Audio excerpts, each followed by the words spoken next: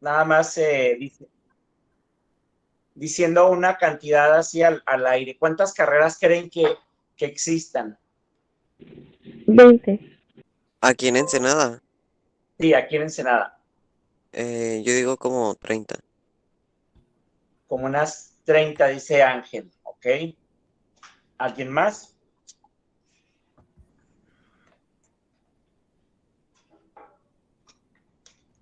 30, muy bien. ¿Alguien más? 50. ¿Ok? Bueno, aquí en Ensenada hay alrededor de 160 carreras aproximadamente. 160 carreras entre las que ofrecen, pues, UABC, Elite, la UT, Xochicalco, Vizcaya, CUD, la UAD, UNIDE, UNID y la INUEM. Entre todas las universidades, acaba de llegar también otra universidad que se llama C1.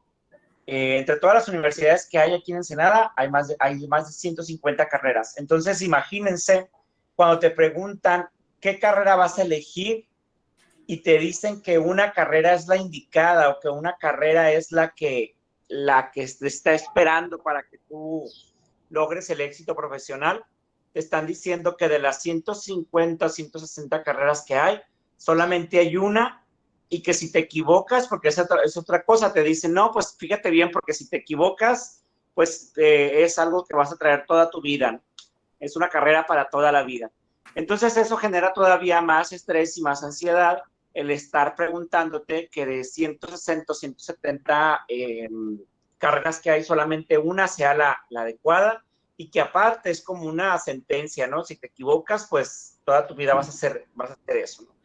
¿Ustedes cuántos son en su grupo? ¿Quién me puede decir cuántos iniciaron en la preparatoria cuando se inscribieron? 49. Ashley, 49. De esos 49, ¿cuántos compañeros quedan ahorita en el semestre en el que estás? 48. 37. 48. Ok. ¿Alguien más? O sea, ¿todos en el mismo grupo? Nosotros iniciamos con 47 y terminamos con 38. Ok. Como 10 menos, ¿verdad? 10 compañeros menos. Ariel. Bueno, yo siendo sincero, si no me equivoco, éramos 42 en el... ahorita no me acuerdo cuántos ya éramos cuando yo estaba en primer semestre. Ok. Va a 42. Miren, por ejemplo, vamos a poner 50, entran a primero. A estas alturas quedan a lo mejor 40, más o menos. De esos 40, yo les pregunto, ¿cuántos compañeros creen que culminen la preparatoria?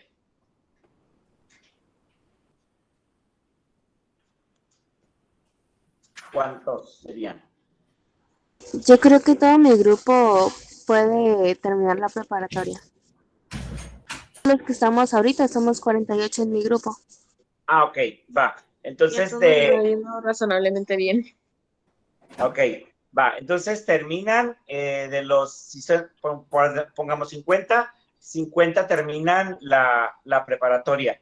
De esos 50, ¿cuántos creen que logren eh, inscribirse en la universidad? ¿Quién me puede decir? Yo diría que unos 15. Ok, de 50, 15. ¿A quién más?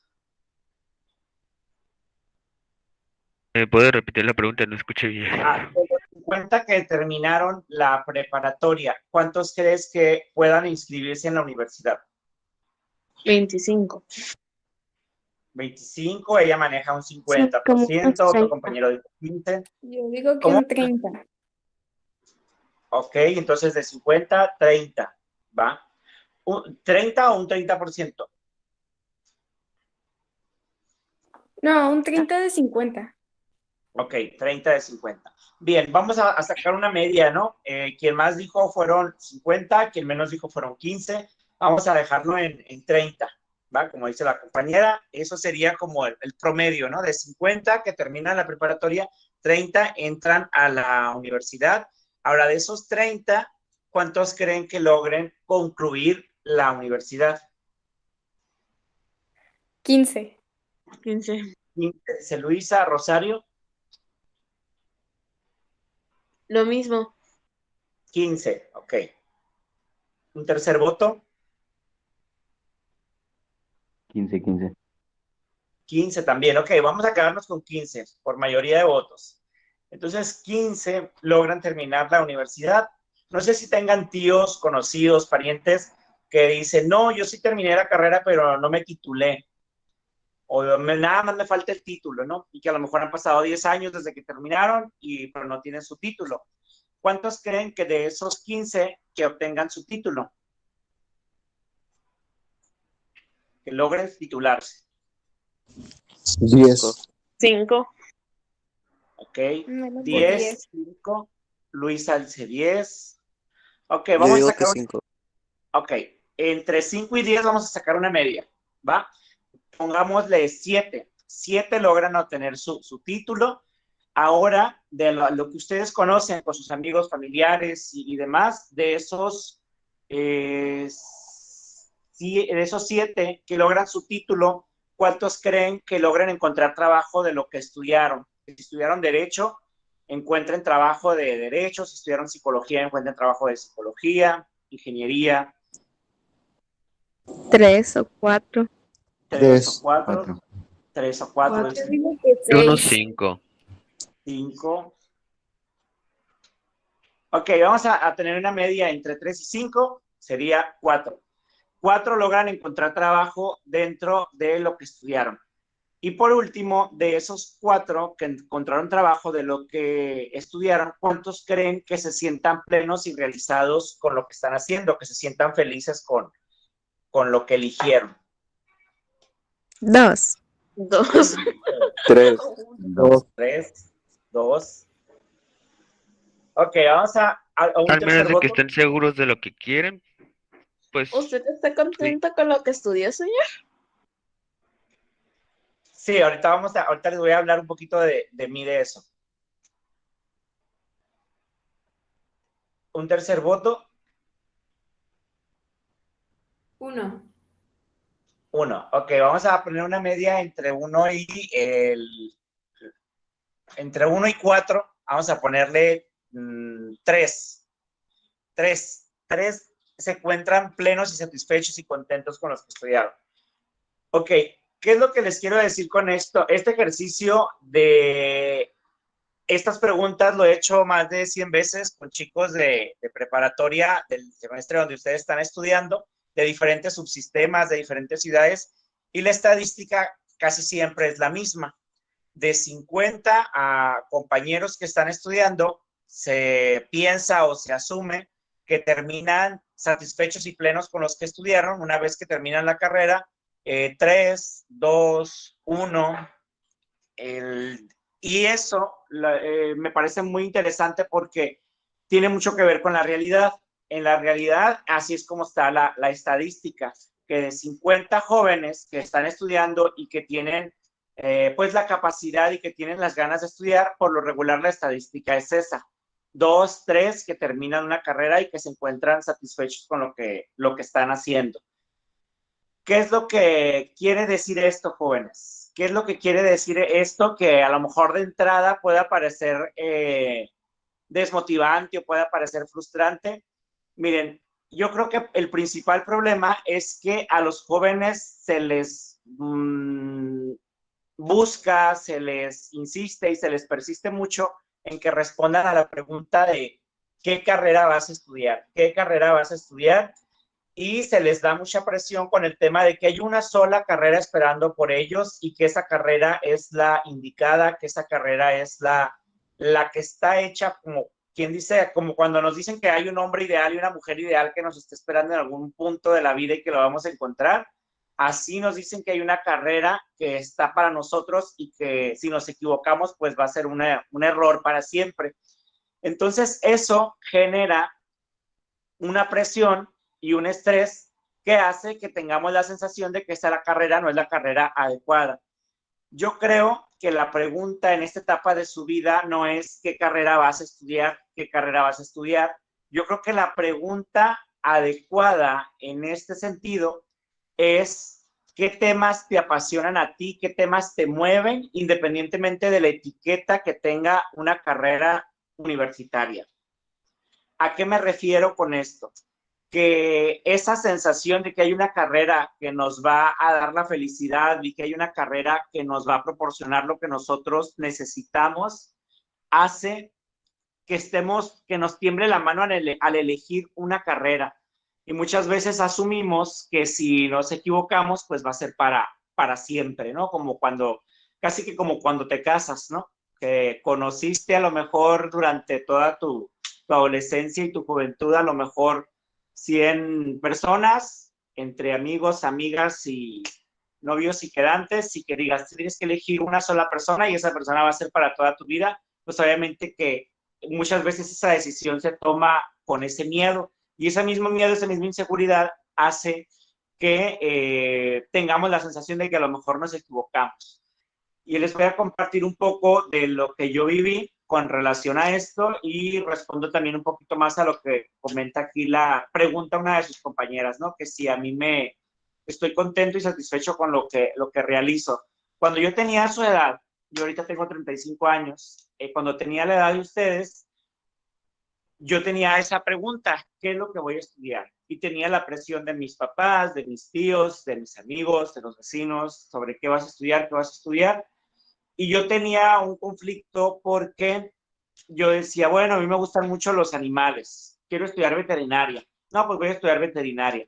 Pero después me ponía a ver la televisión, me ponía a ver los medios y yo decía, no, pues también me gustaría mucho como estar en la tele, salir en la radio, ser una figura pública. Decía, no, pues voy a estudiar comunicación, porque eso estudian los que salen en los medios y demás. Y ya, yo decía, no, pues ya estaba muy seguro que iba a estudiar comunicación, pero de pronto decía, no, ¿sabes qué? A mí me gusta mucho viajar. Yo quisiera conseguir una carrera que me paguen por viajar por muchas partes del mundo.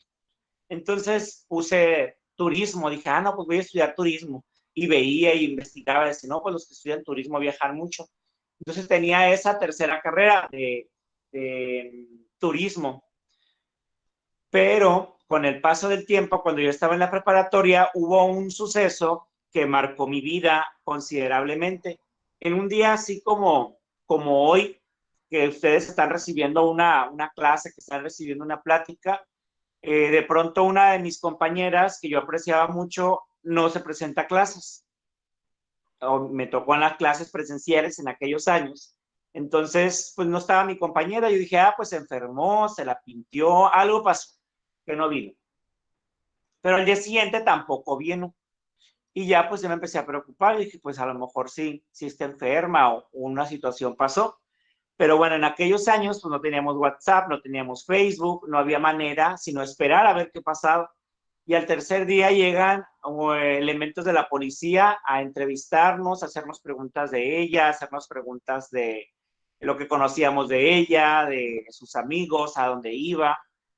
Y pues lamentablemente todas esas preguntas y todo eso que nos estaban entrevistando a nosotros era porque a ella unas 2 noches antes la habían asesinado. Unos jóvenes de entre 20 y 22 años,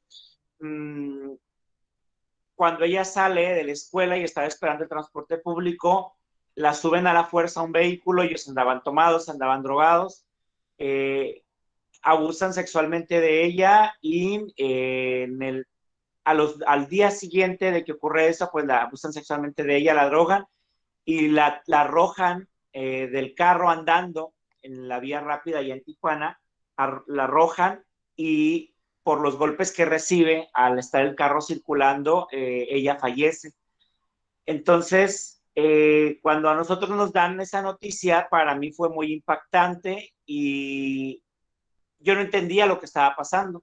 Nunca había sabido de que eso yo tenía que 14 años, yo nunca había escuchado que algo así ocurriera, y menos en esas situaciones, y menos que sea una persona cercana o conocida mía.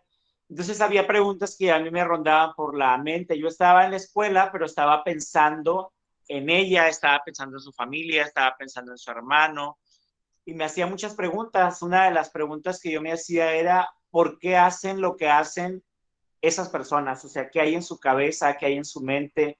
¿Qué viven? ¿Qué tuvieron que haber vivido para tomar este tipo de decisiones? Y la otra pregunta que yo me hacía era, ¿qué va a pasar con su mamá? ¿Qué es lo que va a pasar con su mamá después de que pierde a su hija de una manera tan brutal?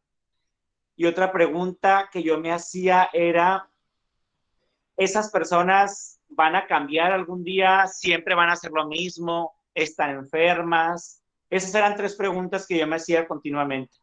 ¿Qué va a pasar con su familia, con los que quedan vivos? ¿Qué pasa con la mente de esos criminales? Y si alguna vez ellos irán a cambiar o seguirán haciendo lo mismo. Entonces yo estaba en la escuela, pero no estaba porque estaba pensando en eso, estaba pensando en todo lo que ocurrió con base en eso.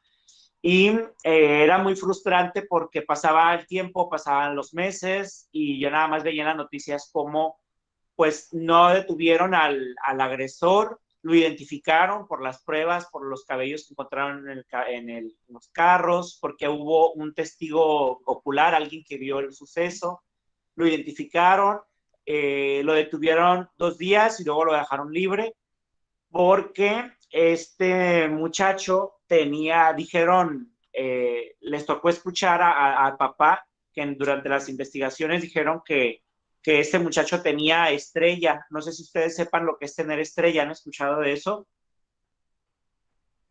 No. ¿No? Ok. Tener estrella son personas que tienen familiares o amigos en puestos de gobiernos importantes. Eso es tener estrella, es decir, no los pueden tocar por las influencias que tienen. Entonces, él, cuando se supieron que tenía estrella, pues dijeron, lo más probable es que no lo detengan.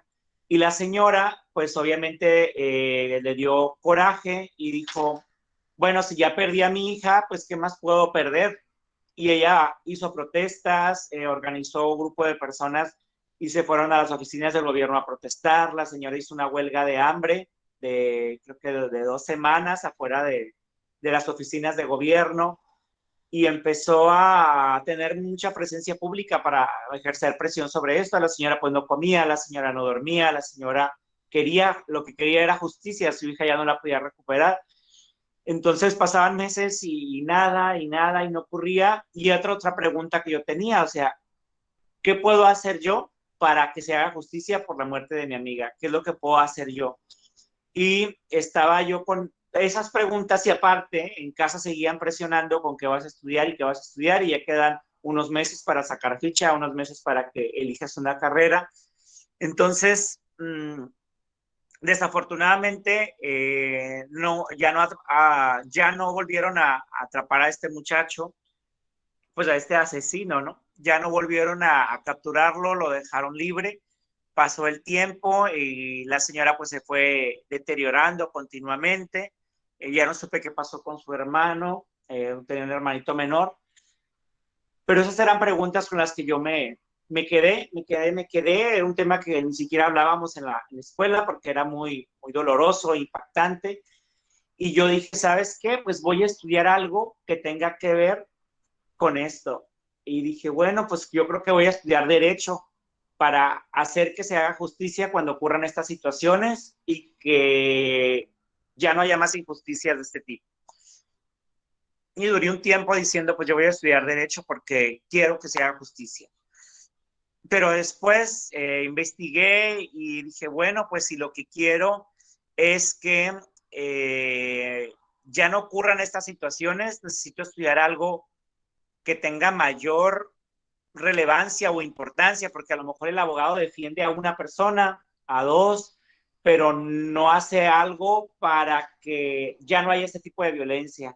Y dije, bueno, pues voy a estudiar ciencias políticas, porque apenas una persona que tiene un cargo o un mando alto en el gobierno puede hacer algo importante para que esto ya no suceda, disminuir la violencia, proteger a las mujeres, proteger sus derechos. Y dije, bueno, pues voy a estudiar ciencias políticas. Y ya cuando faltaban unos días para tomar la decisión, pues seguía esta pregunta rondándome: ¿qué va a pasar con su familia? ¿Qué va a pasar con los que sobreviven? Su papá, su mamá, su hermano. ¿Y qué pasa con las mujeres que logran salvar su vida y que están en constante riesgo de perderla por la violencia de su pareja o de otras personas? Y dije, bueno, pues creo que es trabajo social o psicología para ayudar a esas personas. Trabajo social y psicología. Entonces, yo ahora tenía un conflicto mucho más grande. El conflicto era que tenía 8 carreras enlistadas y que todas me gustaban, y pensaba mucho en una. Yo decía, esa voy a estudiar. Pensaba en que iba a viajar por todo el mundo y decía, no, pues turismo. Y ya después pensaba en que necesitaba hacer algo porque hubiera justicia, y yo decía, no, pues derecho voy a estudiar. Y había días que me levantaba y decía, eso voy a estudiar derecho. Pero de pronto veía todo lo que hace un psicólogo, lo que hace un trabajador social directamente por las personas, y yo decía, no, pues voy a estudiar eso. Y así me agarraba por rachitas. Entonces incluso bajó mis calificaciones en la prepa porque estaba pues emocionalmente muy desgastado pensando en eso, y todavía pues en lo de mi amiga. Entonces, al momento de que tuve que elegir la carrera, casi que les puedo decir que la elegí así como este sí, este no, este sí, este no. Cierra los ojos y elige la carrera porque ya es hora de elegir la ficha, es hora de elegir la carrera.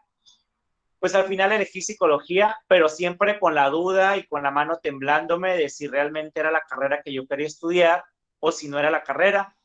Y cuando estaba ya ingresé a la universidad, yo sí pensaba, ¿será la carrera correcta? ¿No será la carrera correcta? Híjole, y si mejor hubiera estudiado ciencias políticas, y si a lo mejor hubiera estudiado mejor derecho, y estaba con esa duda. Y la mayoría cuando entra a la universidad se queda con esa duda. Híjole, pues sí me está gustando, pero ¿y qué tal si la otra carrera que pensé es donde realmente yo iba a ser feliz? Y luego me acordaba eso de que me decían de que si te equivocas al elegir tu carrera, pues te equivocas toda tu vida porque vas a dedicarte a eso siempre. Y era mi duda y estaba así. Y muchos compañeros veía que se daban de baja, que ya no iban a la escuela. Unos porque pues no era la carrera que querrían, otros porque había situaciones económicas, había situaciones familiares, y dejaban de ir, ¿no? Entonces, yo después, con el paso del tiempo, cuando ya llegó la hora y a punto de egresar, elegir una residencia profesional porque nos pedían como un lugar como parecido a las prácticas, pero ya es estar ahí 6 horas diarias. Entonces dije, bueno, pues voy a irme directamente a trabajar con las personas que asesinaron a mi amiga. A lo mejor no con ellos, pero sí con las personas que se dedican a hacer eso, para poder entender qué hacen ellos, qué es lo que pasa por su mente y hacer algo para que esto no ocurra. Y decidí hacer mi servicio social y mi residencia en el Cerezo de aquí en Ensenada, con los criminales, con los homicidas, con los asesinos, y empecé a trabajar ahí, en mi residencia, entrevistándolos. Tenía mi asesor que me ayudaba pues a hacer las entrevistas, a documentar, a ir llenando la información, porque una de mis preguntas pues era esa, ¿no? ¿Qué pasa por su mente para que lleguen a hacer eso? Y ahí empecé a darme cuenta lo que me apasionaba. Entonces, muchos de mis compañeros hacían el servicio porque tenían que llenar las horas o tenían que, era un requisito de la escuela, y yo realmente, a mí no me interesaba tanto como que firmaran las horas, como entender y encontrar por qué delinquen y por qué matan las personas que matan.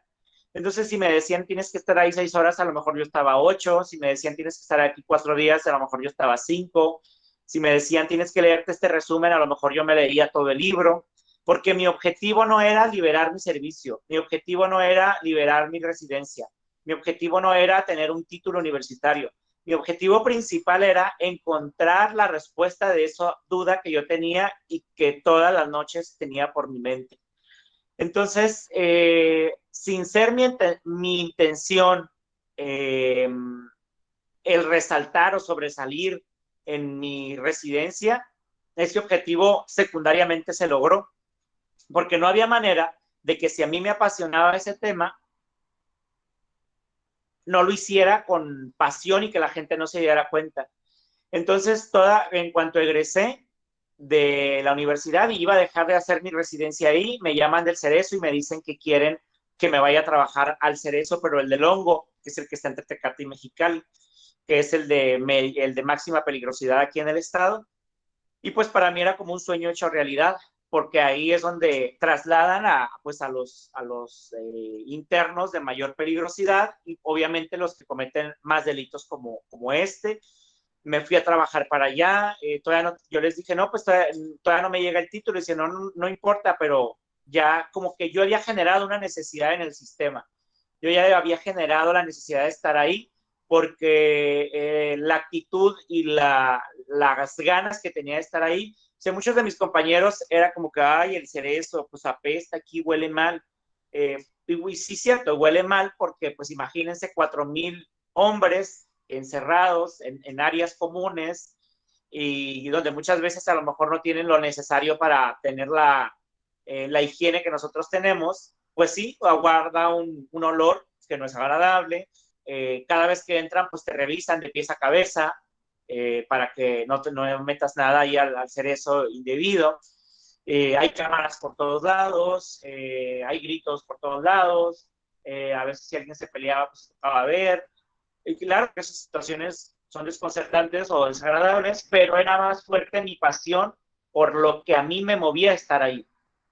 Entonces, me mandan a trabajar al Cerezo del Hongo y yo seguía investigando, seguía documentando, seguía llenando y seguía archivando toda la información que iba teniendo de eso, y pasaba exactamente lo mismo. De hecho, me fui a vivir a un poblado que está ahí en el Hongo, y la mayoría de la gente que va a trabajar ahí, pues no está muy contenta, ¿no? Porque tienes que dejar a tu familia, si eres de Tijuana, de Ensenada, de Mexicali, para trasladarte todos los días hasta allá, o bien rentar algo ahí en uno de los pueblitos que están por ahí cerca. Y eso es lo que hice yo, me fui a vivir para allá, renté una casa ahí en un pueblito, pues el pueblo del Hongo, que es muy pequeño, habrá unas 100 casas, cuando mucho, 100, 200 casas. Pero para mí era muy apasionante porque tenía todas las horas disponibles para poder investigar y encontrar respuestas a preguntas que yo tenía constantemente. Entonces pasaba exactamente lo mismo. A veces me quedaba más tiempo, y no porque me lo pidieran, ni por quedar bien con nadie, sino porque era un tema que internamente a mí me apasionaba. Y empecé a crecer dentro del sistema penitenciario, y posteriormente me llaman de la universidad donde egresé para que comparta eso, porque me empezaban a llamar a dar conferencias, a dar cursos, a dar talleres del tema de la conducta criminal, de lo que piensan los sujetos criminales, qué hay en la mente de ellos. Y después me llaman para que me vaya a trabajar de lleno a la universidad donde egresé. Y me voy a la universidad, me comió la propuesta y yo dije, bueno, pues ahora voy a estar compartiendo toda esta información que yo tuve, hasta que me piden que haga un diplomado en psicología criminal y elaboro el programa de estudios del diplomado en psicología criminal. Lo empezamos a dar en Mexicali, en San Quintín, en Ensenada, en Tijuana, y pues tuvo mucho éxito porque en esos años no había mucha información de este tipo. Y empecé a crecer mucho dentro de la institución, me dieron una coordinación. Después yo sugerí que diéramos una especialidad, no nomás un diplomado, sino una especialidad, y también me encargué de diseñarla, de elaborarla, de mandarla a la SEP, a la Secretaría de Educación, la aprobaron, y empezamos a darla igual en San Quintín, en Ensenada, en Mexicali, en Tijuana, y empecé a compartir toda esta información que les estoy dando de qué tienen en la mente los sujetos criminales, por qué hacen lo que hacen, por qué delinquen, qué es lo que ocurre con ellos, qué pasa con las víctimas, cómo apoyar a las víctimas de violencia, cómo prevenir el feminicidio. Entonces empecé yo a dar más pláticas y más especialidades, y me empezaron a llamar de medios de comunicación, empecé a ir a entrevistas de radio, de televisión, luego me empezaron a llamar a otras ciudades para que diera estos mismos temas, luego me empezaron a llamar de otros países, fui a Colombia, fui a Perú, fui a Estados Unidos, y me pagaban por hacer estos viajes y dar estas conferencias, estos talleres, y empecé a viajar y a viajar. Y me ofrecieron un programa de radio aquí en Ensenada, un programa de televisión, tuve un programa de radio, tuve un programa de televisión. Y en ese trayecto en el que yo iba investigando todo eso, me di cuenta de algo que todavía me parece interesante, que es que la mayoría la gran mayoría de las personas que han matado mujeres en su infancia ejercieron maltrato animal. En su infancia violentaron perros, violentaron gatos, los mataron, los descuartizaron, los quemaron vivos, les sacaron los ojos, les quemaron con aceite caliente. Hay una relación entre el maltrato animal y la conducta delictiva o la conducta criminal. Entonces, primero que hacen en la niñez, violentan a los más vulnerables e indefensos, que son los animales. Después van aumentando hasta que matan a la persona con quien viven o es su pareja, porque la violencia de género se da mucho más en las relaciones de pareja, aunque como en el caso de mi amiga, ni siquiera los conocía, ni siquiera sabía quiénes eran, y le tocó a ella, la levantaron y le pasó eso. Entonces, me empecé yo con esa curiosidad, dije, bueno, si hay maltrato animal y ese maltrato animal genera que las personas después maten personas, pues voy a trabajar en eso. Y empezamos a organizarnos un grupo de animalistas, que animalistas nos consideramos las personas que luchamos por los derechos de los animales, y empezamos a ir con los diputados, a ir con los regidores, a pedir que el maltrato animal fuera un delito. Porque antes, bueno, ustedes, hará unos 5 años, no era delito el maltrato animal. Tú podías ir por la calle y matar un perro, quemarlo vivo o descuartizarlo y no pasaba nada, no era delito. Solamente era delito si ese animal tenía dueño. Si ese animal tenía un dueño, entonces sí, pero así como si pasas por mi casa y me rompes un vidrio, el vidrio no tiene derechos, sino el derecho lo tengo yo como dueño del vidrio a reclamar porque me lo quebraste. Pues igual eran los animales no tenían ningún derecho, solamente cuando tenían dueño. Entonces empezamos a organizar marchas, organizamos protestas, salíamos en radio, en televisión, para exigir justicia por algunos casos muy crueles, y sí llegamos a juntarnos 500, 600 personas en marchas, en protestas, hasta que logramos que se hiciera ley el maltrato animal. Empezamos a documentar casos, yo logré meter a alguien a la cárcel porque mató a una perrita que se llama Tomasa. De hecho lo pueden buscar en internet, pueden poner Tomasa maltrato animal en Ensenada y van a ver ahí toda su historia. Es una perrita que su dueño la dejó en el patio sin comer y sin agua durante 20 días y la rescatamos, la sacamos, ya estaba muy mal. La perrita era como cuando agarras un trapo así que no tiene fuerza. Y duró 2 días aquí en mi casa porque yo tuve un albergue de rescate de perros y llegué a tener aquí hasta 200 perros, no todos juntos, pero sí, es más o menos los que llegamos a rescatar. 200 perros que tuvieron maltrato animal y los fuimos dando en adopción. Y Tomasa, que sí le pusimos nosotros a la perrita, pues murió, duró 2 días con nosotros, murió, pero logramos dar con el que la había abandonado, que la había maltratado, porque eso también es una forma de maltrato, no necesariamente los golpes, y sí logramos que fuera a la cárcel. Este señor nos ofrecía dinero por retirar la denuncia, pero realmente, bueno, para empezar, nunca pasó por nuestra mente, ¿no? Que con dinero pudiéramos subsanar la muerte de Tomasa, pero también nuestra verdadera intención ni siquiera era afectarlo a él en lo particular, sino marcar un precedente histórico para que las personas vean y sepan que el maltrato animal sí es un delito y que se castiga con cárcel, y que las personas se detuvieran cuando pensaran que podían disponer del cuerpo de un perro, de un gato, porque se creen superiores, ¿no? Porque muchos de los seres humanos históricamente nos hemos creído superiores a los demás perros y creemos que no tienen derecho a vivir, ¿no? Pero bueno, el caso es que logramos esto y empezamos a trabajar mucho con el tema de maltrato animal, educar para que no ejerzan el maltrato animal, aumentar las penas. Y de hecho ahorita tenemos pendiente hacer una modificación a esa ley porque hay ciertos huecos que se tienen que mejorar, como por ejemplo, que no necesariamente, ahorita la ley dice que tiene que haber heridas, ¿no? Pero hay muchas formas de maltrato donde no hay heridas, como por ejemplo dejar un perro en el techo y que muera de insolación sin agua. No hay heridas, pero no deja de ser maltrato. Hay tipos de envenenamiento que a lo mejor no generan heridas o un desgarre, pero no deja de ser delito. y maltrato. Entonces, nosotros seguimos trabajando con ese tema. Total que, pues tenía un albergue aquí en mi casa, tenía muchos perros para dar en adopción, los rehabilitábamos. Yo empecé por necesidad misma del albergue a aprender a inyectarlos, a aprender a curarlos, a aprender de medicamentos. Incluso a veces que había una emergencia y era la noche y el veterinario estaba solo y me decía, pues pásame las pinzas, cósele aquí, cósele allá, inyectale esto en lo que yo estoy haciendo la cirugía. Y empecé a aprender mucho de eso. Total que llegó un punto en mi vida, jóvenes, en el que yo dije, bueno, quería estudiar turismo porque yo decía que los de turismo viajaban mucho y les pagaban. No estudié turismo, pero ahorita viajo y me pagan por viajar con mi carrera. No estudié comunicación, pero ahorita tengo un programa de televisión, tengo un programa de radio, me llaman de otros lugares y salgo en los diferentes medios. Entonces no estudié comunicación, pero tengo lo que quería de los comunicólogos. Y decía, bueno, no, quería estudiar veterinaria porque me gustan mucho los animales, me gusta hacer algo por ellos, cuidarlos, estar con ellos.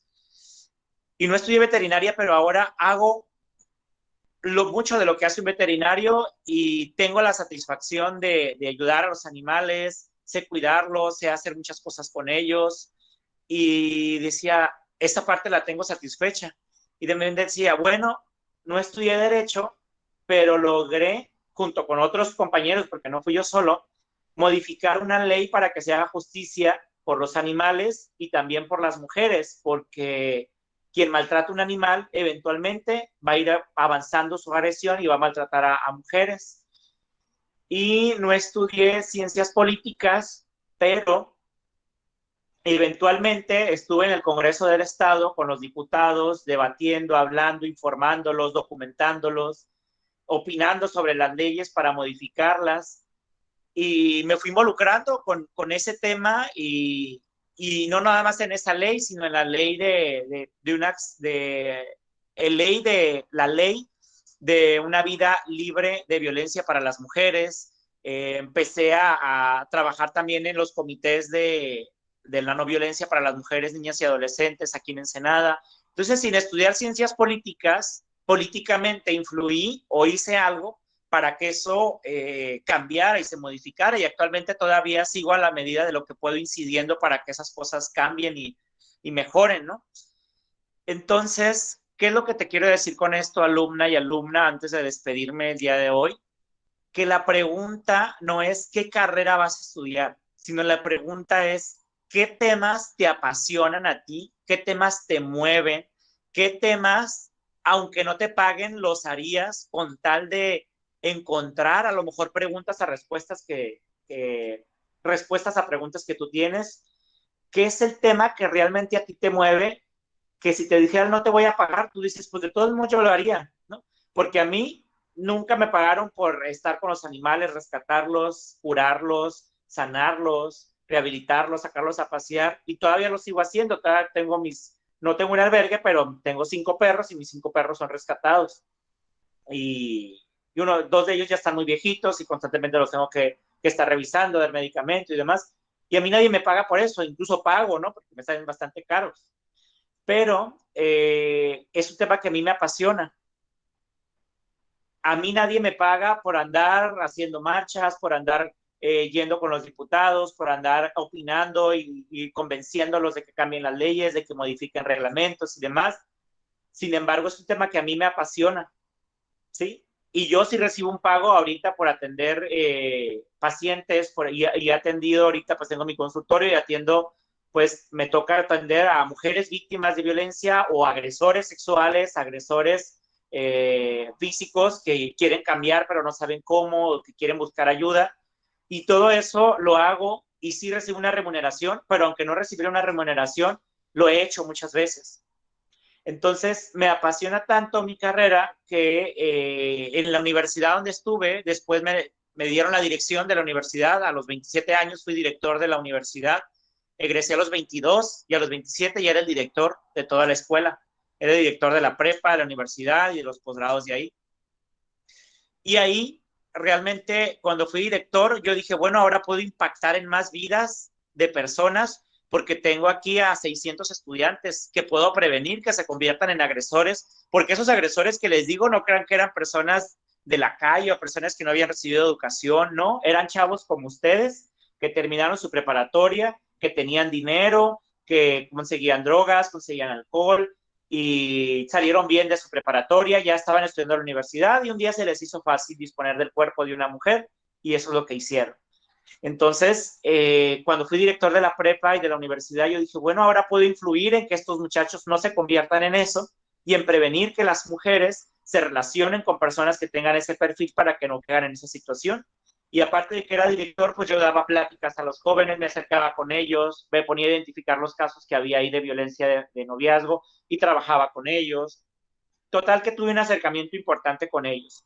Y eso hizo pues que tuviera también resultados favorables como director de la escuela y, y eventualmente pues hay mucha gente que te observa cuando estás haciendo el trabajo tanto mal como bien y después una persona que observaba mi trabajo, no era mi amigo ni mi amiga, pero observaba mi trabajo como de lejos y ya pasados 2 años me llaman para ofrecerme la dirección de una otra preparatoria y me di cuenta que la persona que me recomendó fue esta mujer que observaba mi trabajo así como de lejos y iba de muy buenas referencias mías y fue una sorpresa para mí porque por lo regular esperas que alguien que es tu amigo o tu amiga haga eso, ¿no? Pero ella pues observaba cómo yo, si mi trabajo era a las 5, a lo mejor yo me iba a las 6 y no porque me lo pidieran, sino porque yo quería preparar una plática para los jóvenes estaban motivados porque yo no solamente me dedicaba a firmar constancias y a